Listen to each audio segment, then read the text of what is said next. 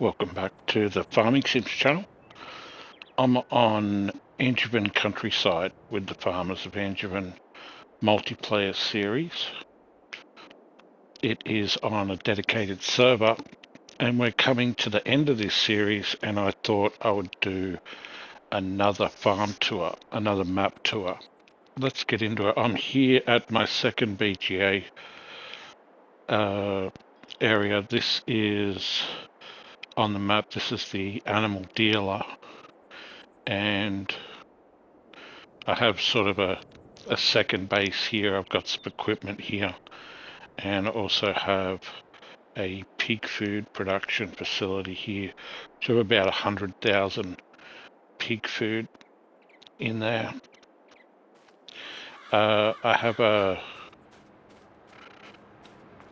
belt system here that automatically loads the BGA, and she's probably almost full now. Yeah, that's full. And just recently this was filled to 4.2 million litres of silage, and we're just picking up the last little bit of it now, and we'll have all the silage processed by the end of this episode probably. So let's jump in the 960. It's got almost 150 hours on it. If you total up all of my tractors that I currently own, there's at least 500 hours on the tractors. And then if you also took into consideration the harvesters, the forage harvesters, probably heading close to probably about 700 or 800 hours. And there's a fair bit of time spent on the map where I'm not actually driving around and just chatting with the other guys or doing forestry work. We did a lot of forestry work during the map. So this is my main farm and my starting BGA setup that I had right at the beginning.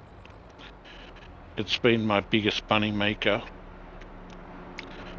during the series, and this one's been running almost 24/7 for the 3 years that we've been playing.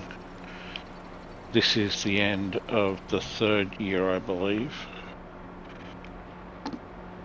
It's been a while. So I live here at the local inn, and I own the sugar mill, which has got some last bit of sugar there that and these are my harvesters. This could do with a repair before we go out and do anything else.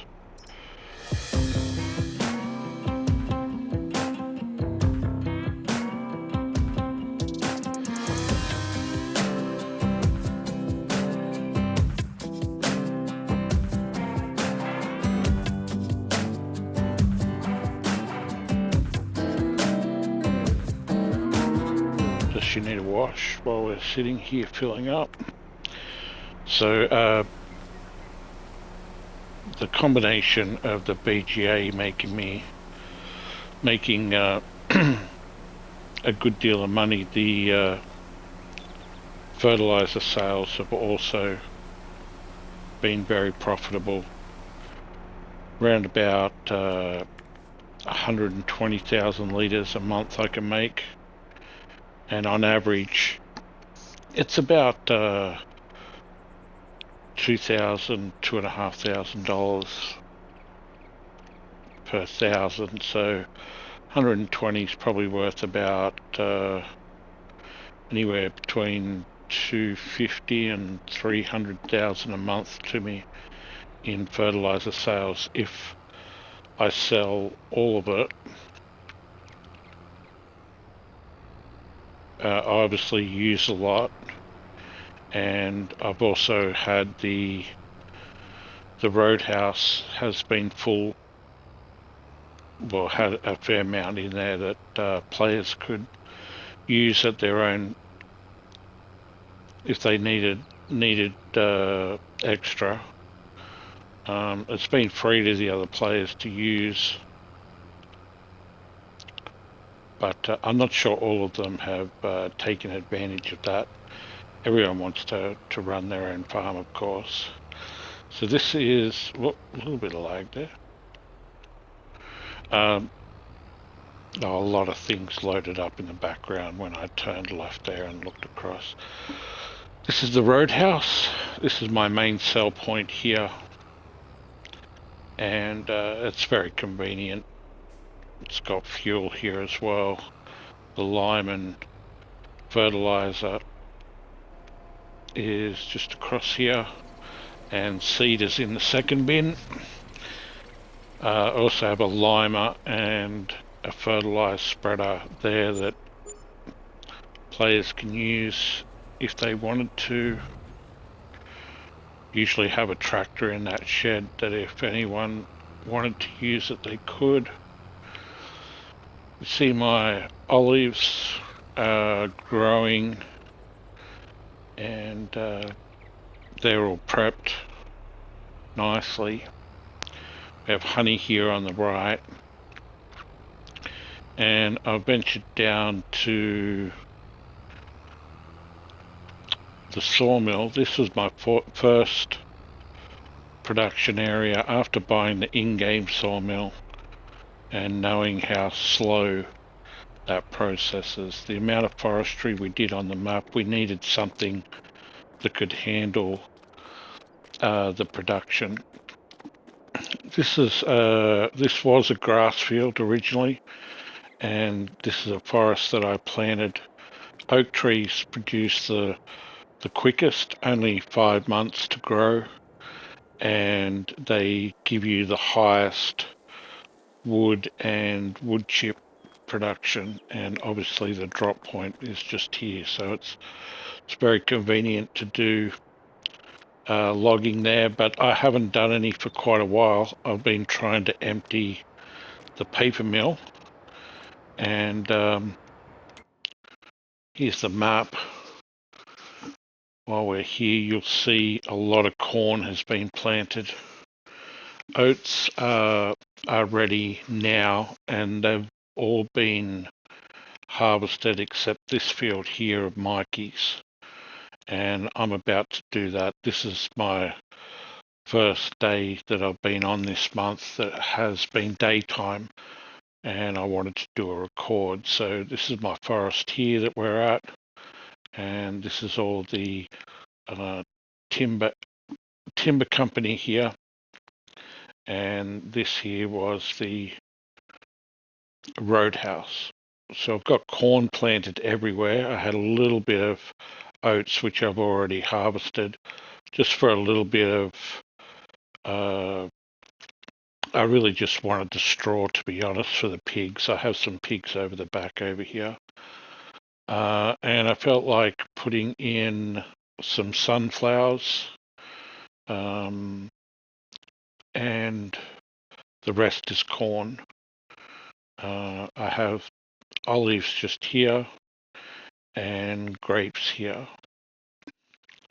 The weather is good today. It's summer, it's sunny, and it's warm.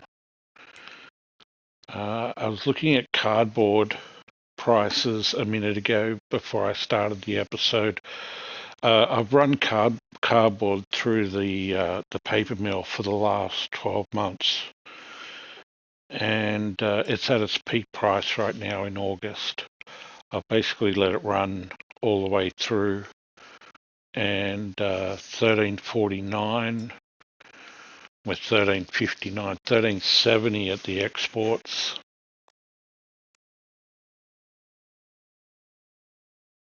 And scrolling through a huge equipment list, you'll see that the AGCO 1100 on the top of the list is actually Mikey's. He's racked up 151 hours on a wait, which is kind of impressive, I think. But the next few, the TerraTrack, which was bought secondhand, so it did have a few hours on it when I got it.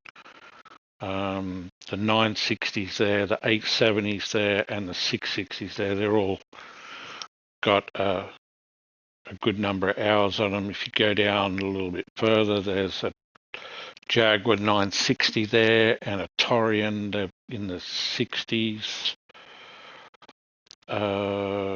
Scrolling down, you'll find the 5000 series there. That's got 60 hours on it, and the Scorpion, which is my pallet I use for pallet work around the timber company. So that's 30 months. Yeah, I built the timber company in winter on the first year. So it's got 57 hours on it, which is just sitting here. This was one of my first purchases outside of my starting equipment. I bought the Scorpion when I built this area here, so it's been really nice to be able to deal with triple high pallets. You need something that's a little bit more stable than just a front loader. So I've got some cardboard already stacked here. The other night I did some.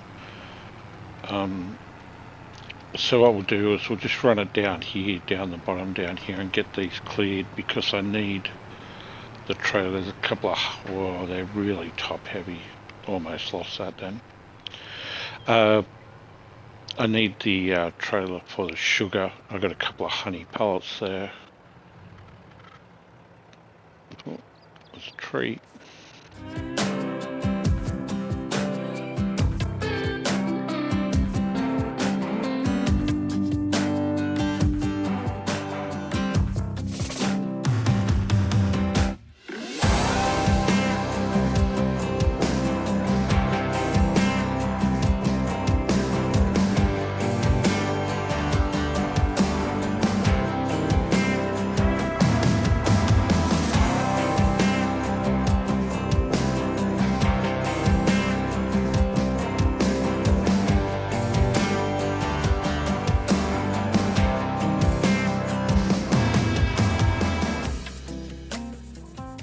Money. This is the last 5 months. Production costs there.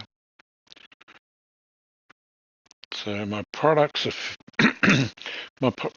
been very steady, around about 700,000 a month recently.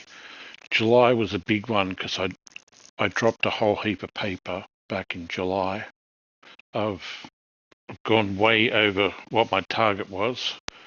My target was to beat the bank. I wanted to be the high score on the map, and the bank started off with about 23 million. So 27 million at the moment, 27.8, which is about to skyrocket again. My pigs have been doing well, producing a fair amount of slurry and manure. There are no fields on the map for sale. Every field has been purchased, so we haven't had contracts for a long time. Productions, yeah, I've got pig food. I've got some potatoes to sell. That's not running anymore. The sawmills haven't run for a while. I've got 2 dryers for the 2 BGAs. This is the second one, so I should go and pick up the second load as well. I've got 100,000 honey with 16,000 barrels. That's another 160,000 honey that can be produced. It produces at 24,000 a month, so 25 is 5. Well, yeah, so 6 months. In 6 months, that'll produce another 160,000 on top of that, which is when the high price is for honey. I think it's February. So the TFS sawmill is the main one here at the timber company, and the shady Sim Sawmill, which is my alter ego that I use for doing business deals, usually to my advantage, unfairly. But anyway, that explains how I've got $27 million. So paper and cardboard, this is what we wanted. Guys, I'm not going to move 4,639 pallets, if that's okay. I hope you don't mind. But we're going to switch that onto selling. Yeah, 4,638 pallets. If I switch that onto storing, it was nice. If there's nowhere for a product to go, you just switch it onto distributing, and it just holds it. It doesn't put it out in pallets. And we'll keep going with the last little bit. There's only a couple of thousand left of empty pallets there to make paper with. This is a little Omatama small potato and beets production plus pig food. I kind of regret putting it in. This sugar beets here it's got 59,000 litres left. That's originally from my very first harvest I did 3 years ago. I bought the sugar mill, and I bought a decent sized field which had sugar beets in it. It wasn't huge, gave me 140,000 litres of sugar beets. But it only goes through 2,400 a month. So I've only gone through, 80,000, something like that, and still have 60,000 left. So, there's another 2 or 3 years worth of sugar beets in there. When I put the 140,000 litres in there, I didn't realise that that was like 5 years worth of sugar production. But as you can see in the red bar there, it's almost empty. I think it can hold probably 2 million litres of sugar beets, which is kind of backwards as well, because it would take 1,000 years for it to run through those beets.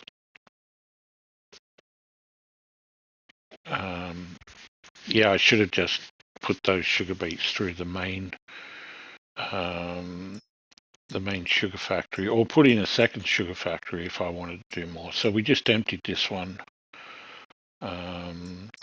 We still have one fermenting silo which is running all 4 products. That'll run through 120,000 litres in a month, so it should basically be empty at the end of next month. It'll be close. There'll be a little bit of straw there, but I've used this as an actual silo as well, so I can take the straw out of there and go and give them to the pigs as I need to.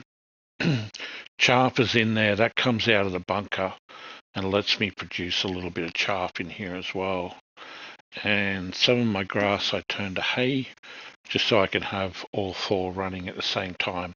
It means that this production can actually do 480,000 a month instead of just working on the grass and doing 120, because these ones stack, which is kind of nice as well. And this distributes into the BGAs automatically. So this BGA is TFS, so that's the main, and it sells the electric charge and methane automatically, and it has almost 500,000 digestate in there. I run through about 240 a month on each dryer, so that's not a lot really. It'll run through that in a couple of months if we kept playing, and I don't have any silage anymore coming through. But that one has a little bit of space in it at the main farm, which I dropped some in before, didn't I? Yeah, at the start of this episode. This one is almost full. That's a shady. BGA, which is over at the bunker.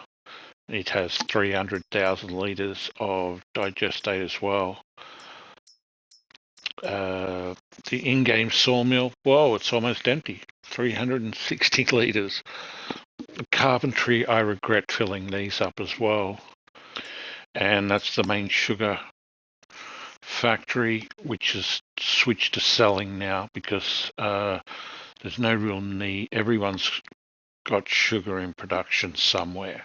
The Bank of Angevin had 23 million, which is what I was aiming for.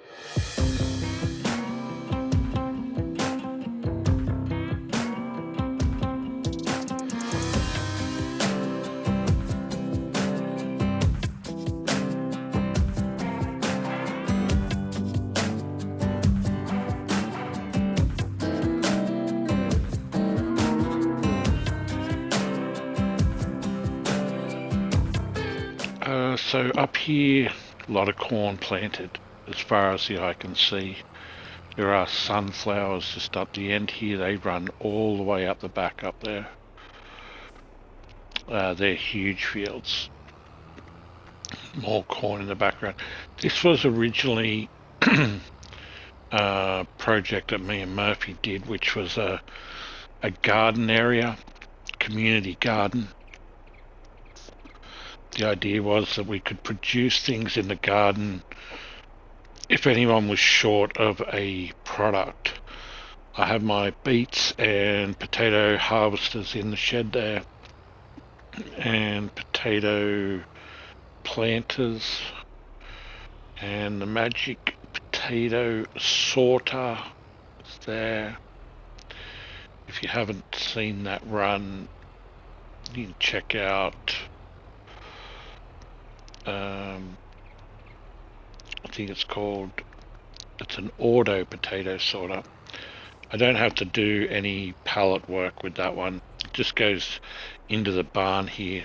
This barn is probably used mostly as the farm production building, as a production building, but I originally had one there next to it, but that's just a multi-fruit silo. It's a multi-fruit silo that can we switch on?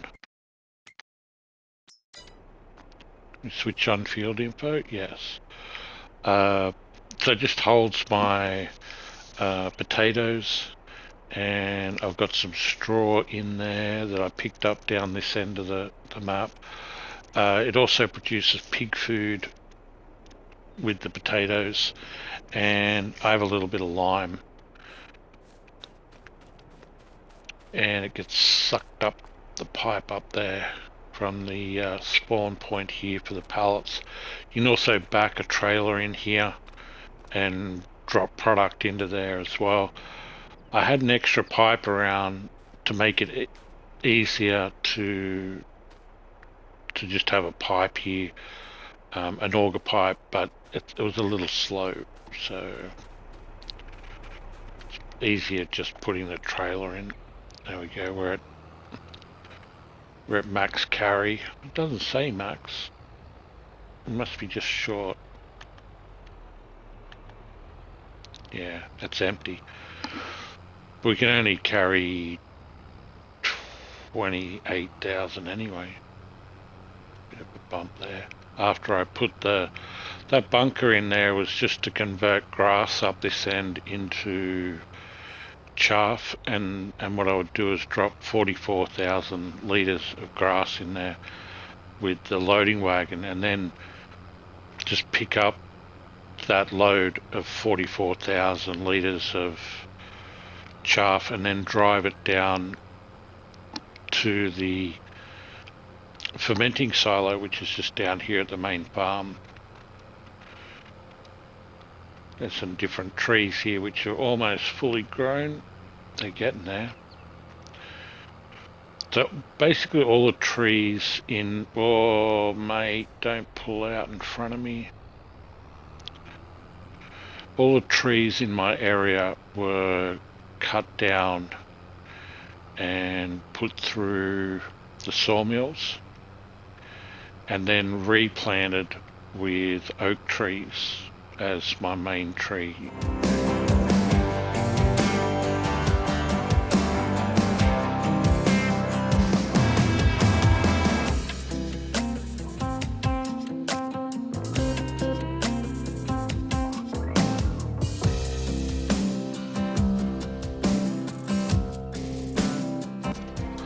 Well, we crossed the hour and we are now up to 33,600,000. That's kind of crazy, isn't it? Okay.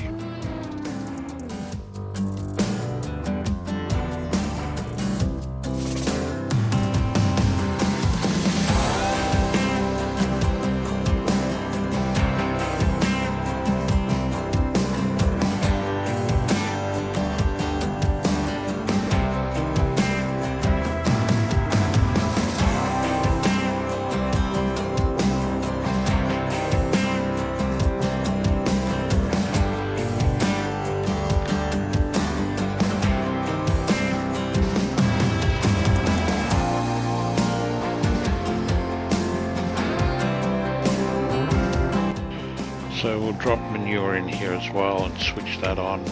Might as well get rid of it. And that's this one. So we'll switch that on.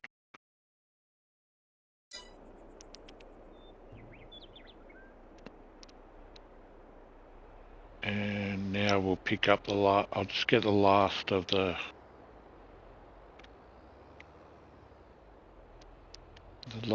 silage.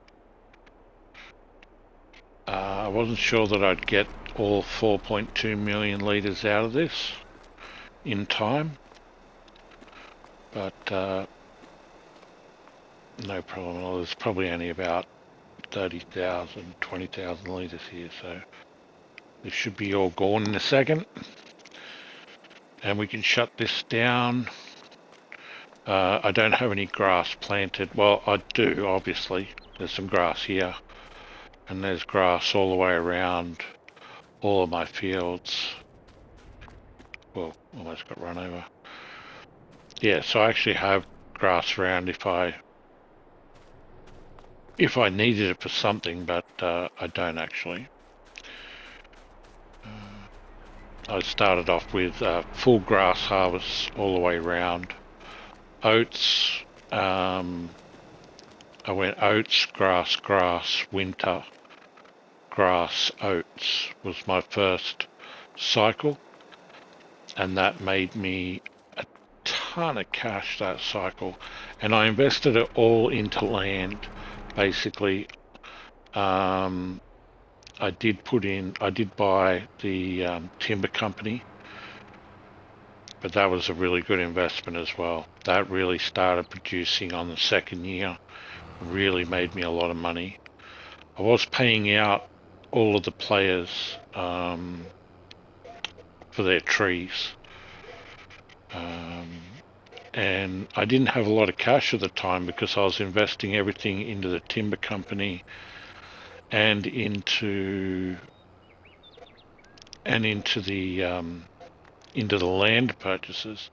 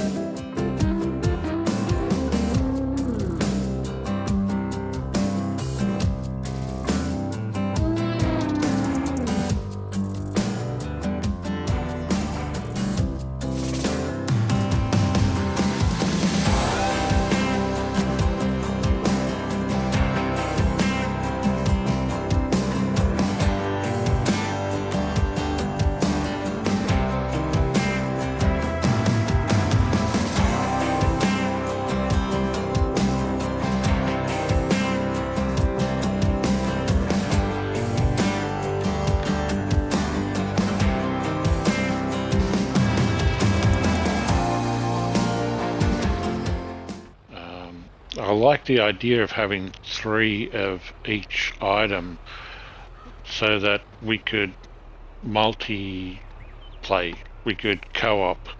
So I also have an electric tractor here, the little baby Rigitrack.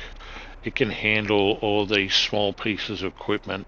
The pruners, this is a larger mulcher, modded mulcher. That is 2.2 meters, I think.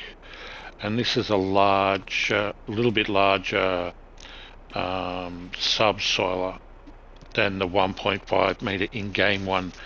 This one is 2.1 meters, 2.2 meters as well, something like that.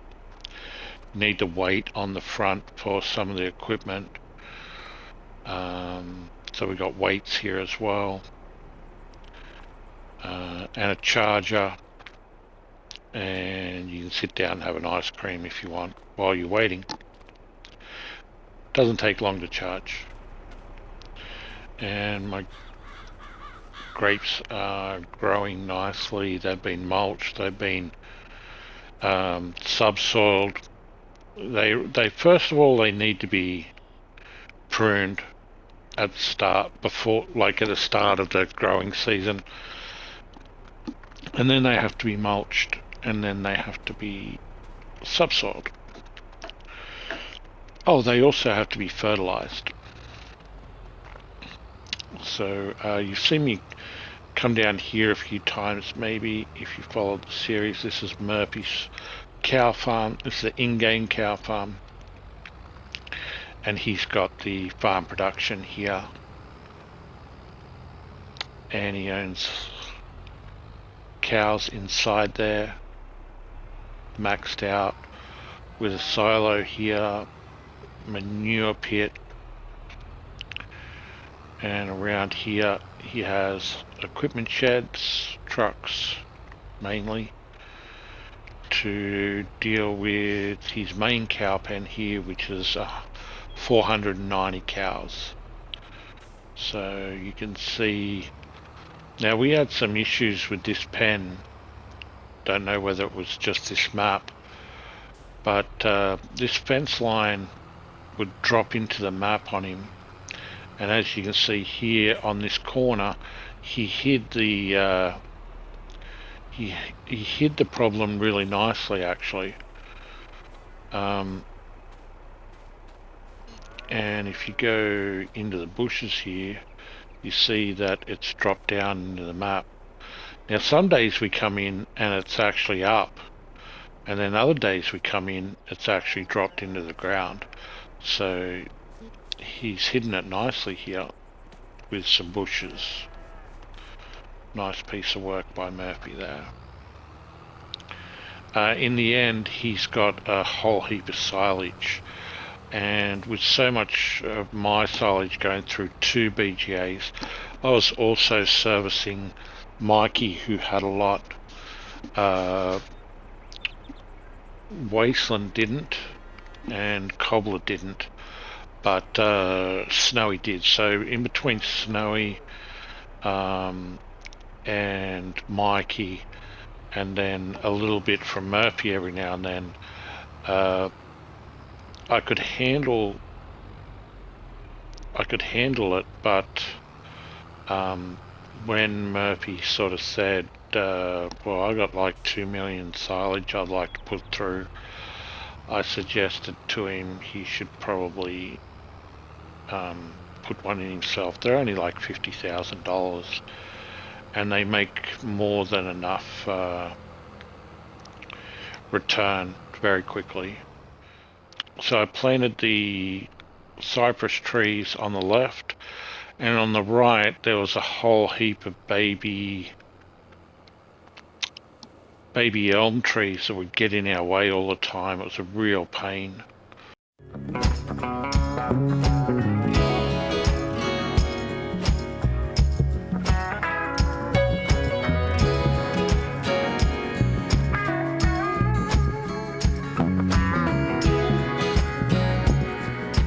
So we visited Cobbler's farm quite often through this series because I've done a lot of work with him, but he has extended his farm around the back here, and he's got another olive field around here. But this is what I wanted to visit, because some of this is just recently new. This shed is just brand new that he's put in. He's got a new harvester here. And this is where he stores all of his products. Can I get in here? Yeah, so he's got this little trolley jack, forklift, and he sorts all of his products out here, and then when he's got a full trailer load like he has here of cereal, that's a full delivery of cereal he's got there. Then he goes and sells them. He's got a fair bit of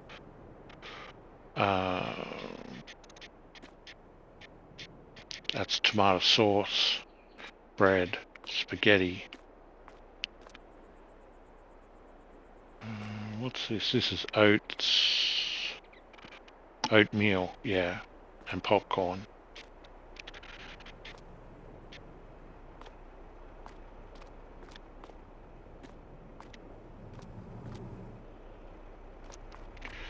Yeah, so he's extended nicely out the back here in this area. It's excellent. I think he's got bees around the side there as well. He's got sugar beets in the ground there. And I remember clearing the trees down here with Mikey, because Wasteland hasn't been around recently. I think he missed this planting season this year. He was ready to go. I was thinking of giving him a hand and putting some in, but we were all kind of having some trouble getting into the server at times, and Wasteland was one of them. He had a problem like I did. I think he updated the map as well at one point, which was a real hassle. So he hasn't been in recently. His pigs have got a little tiny bit of food. I dropped some in there yesterday. Yeah, they're munching out there, so they do have a little bit. He's got a garden here, which I didn't bother picking up any of the sunflowers for him. But he's got a nice little pig farm that he's had running there. And this is Mikey's place. Now Mikey's place extended out nicely as well, so he's got a couple of gardens here. But this was kind of his main farm. He did have a bigger silo over here, but he replaced it with a wind turbine,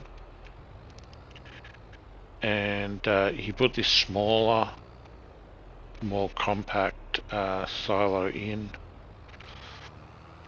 and his equipment shed's there,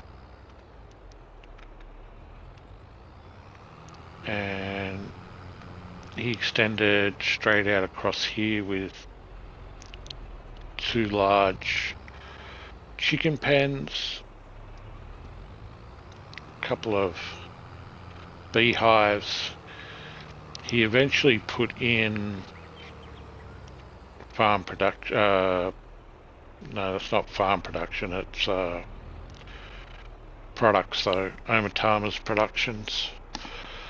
It's got a lot of sugar running there, so I don't need my sugar with that on the map at the moment. He put in the farm productions here. This was running a lot of silage for him with straw and grass, and he also put in a couple more gardens down here. They're crammed in close, so he had to distribute them, which was okay if you have somewhere to distribute to, but they don't make pallets out in the open. And then this was his industrial bakery. This was his first extension. He didn't. The in-game bakery was way too slow. and this was one of the first upgrades I think he did. And it was, once he did that, he really started to make a little bit of money. And then he invested that into the chickens.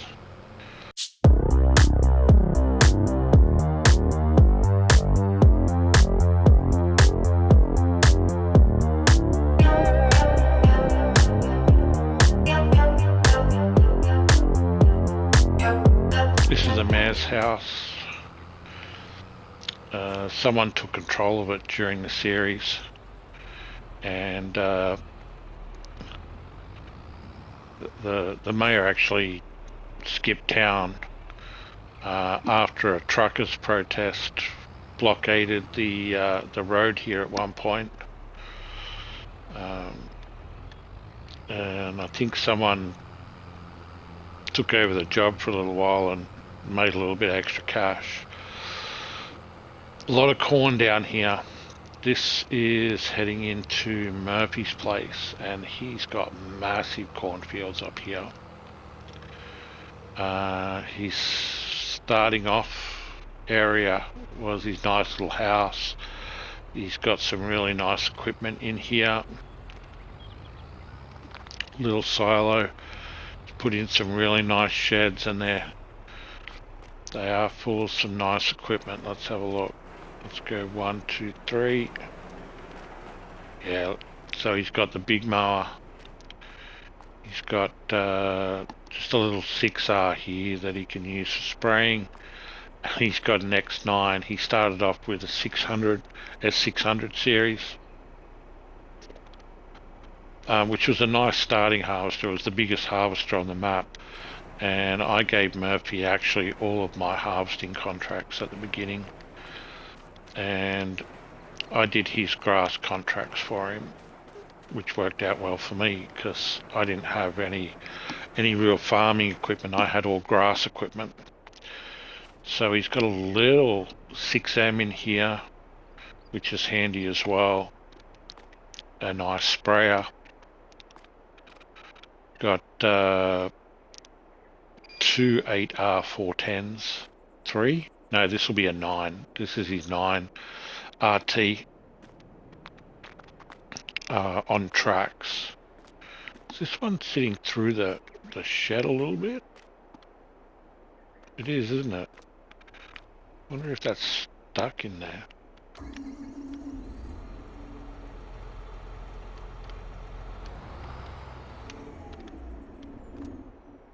That's better. It was actually sitting through the concrete.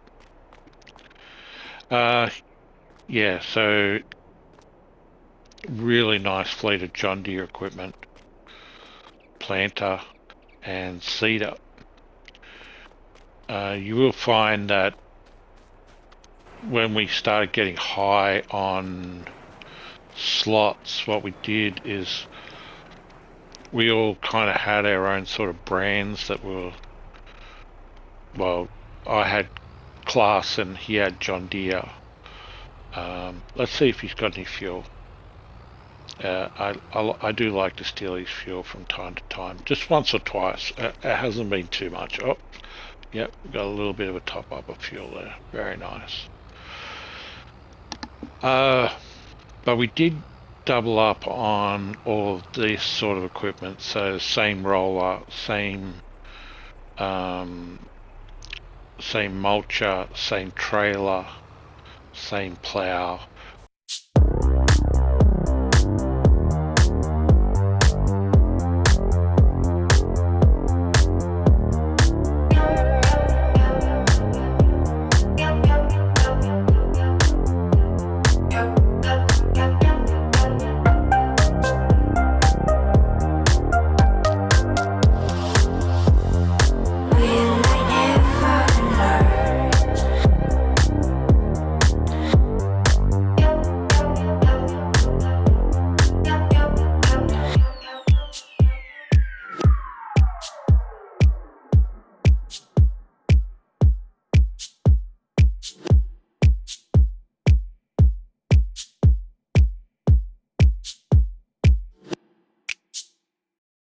and this was his main expansion here. I mean, the cows were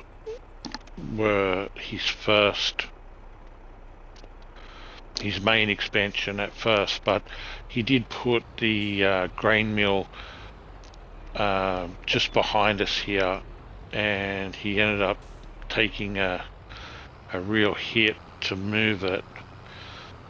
And then even worse was he accidentally deleted it one day when it was full of like 400,000 litres of crops in there straight after harvest one year. And yeah, that was a bit of a downer. I don't think that was one of his favourite days on the map. But this oil mill has made a ton of money. He ended up putting a bakery in just with the amount of flour he was making. He was supplying everyone with flour, but he was making so much flour that he could support his own bakery as well.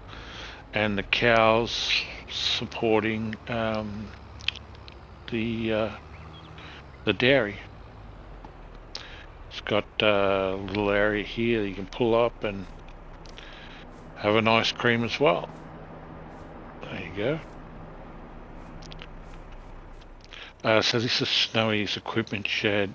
He built this at the beginning and extended with this smaller one here. He has a repair bay there. Fuel. And he also ended up with the farm productions and this silo. This has been his main farm. I cut canola for him here last night. Was it last night? Yesterday? And I put the canola into his silo for him. He put this drop wood chip station in so that I could buy wood chips off him for the sawmill. That was a real benefit. Whenever he was clearing trees down here, he could just drop them in there, and then he could load up wood chips and bring it up to the sawmills, the paper mill for me,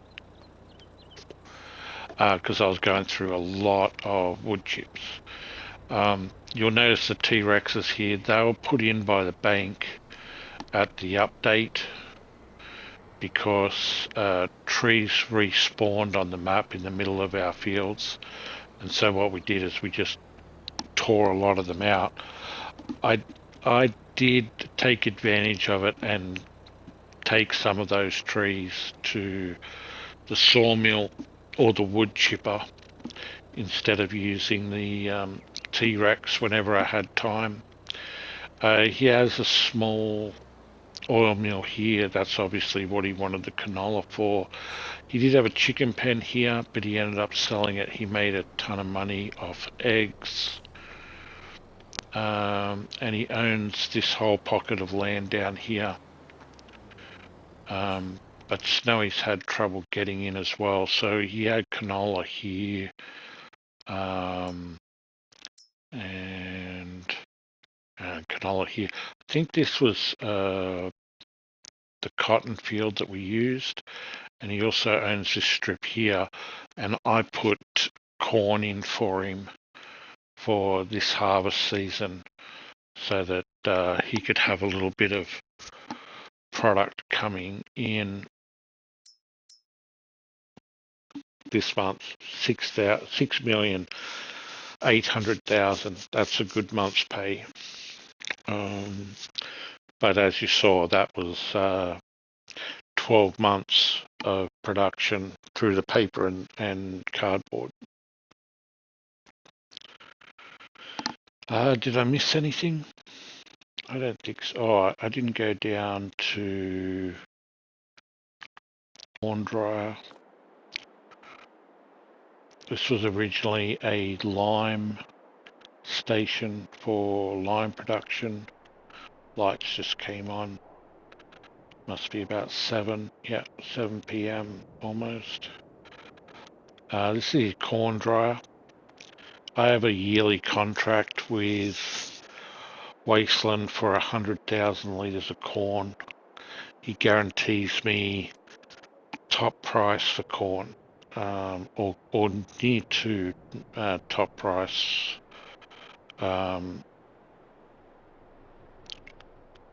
whenever it's ready. So I don't have to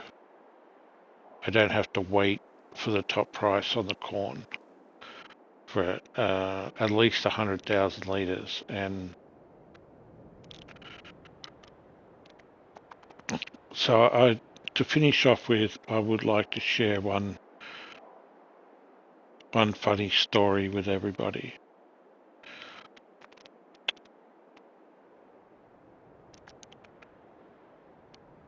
Mikey's farm here. We were playing really well together, especially at the beginning.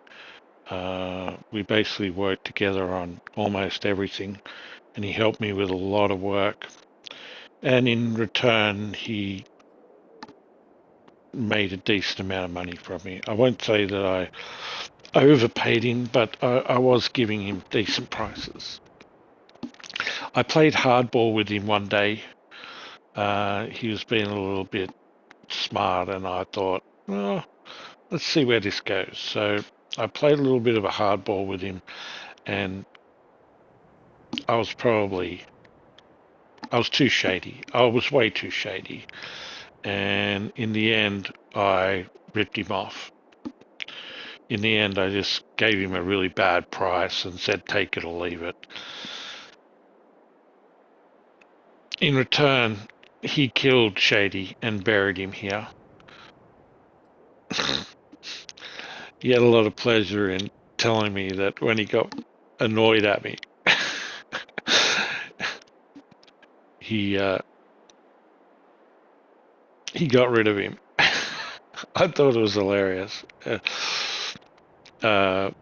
wasn't a big deal.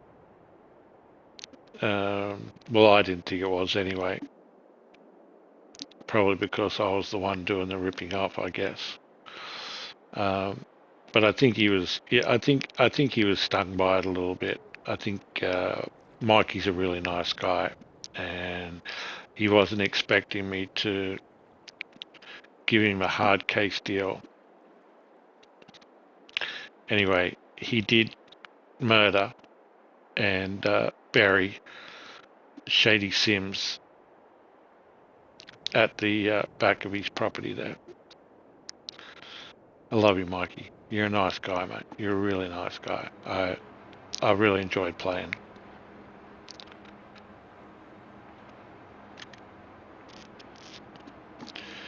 Anyway, back to the main house where we start off from. And I'll call it a night. Thanks for watching. And look out for a new series coming out. And I'll catch you next time.